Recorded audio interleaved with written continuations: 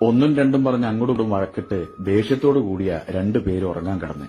കിടക്കുമ്പോഴും അവളങ്ങനെ ഓരോന്ന് പറയുന്നുണ്ട്. പറഞ്ഞു തുടങ്ങിയ പിന്നെ നിൽക്കാൻ ഇത്തിരി പാടാ. അതുകൊണ്ട് ഒന്നും മിണ്ടാതെ അയാൾ അങ്ങനെ കിടന്നു. ഉറക്കത്തിനിടയില് വല്ലാത്തൊരു അസ്വസ്ഥത. 3-4 തവണ ചുമച്ചു. ഭാര്യയെ കയ്യെത്തി വിളിച്ചിട്ട് കുറച്ച് ചൂടുവെള്ളം താ, ഒരു സുഖമില്ല എന്ന് പറഞ്ഞു. ഉള്ളിലുള്ള ദേഷ്യവും ഉറക്കച്ചടവും എല്ലാം കൂടെ ചേർത്ത് ആ ടേബിളിലെ ഫ്ലാസ്കിലുണ്ട്, എടുത്തു കുടിച്ചോന്ന് അവളും പറഞ്ഞു. രാവിലെ എണീക്കാൻ വൈകിയപ്പോ അയാള് വിളിക്കാത്തതിന്റെ ദേഷ്യം അവള് പിന്നെയും പറഞ്ഞു തീർത്ത്. മക്കൾ എണീറ്റിട്ടും ആളിപ്പോഴും എണീറ്റിട്ടില്ല. അടുക്കള പണിക്കടയിൽ അവള് വിളിച്ചു നോക്കി, മറുപടിയില്ല.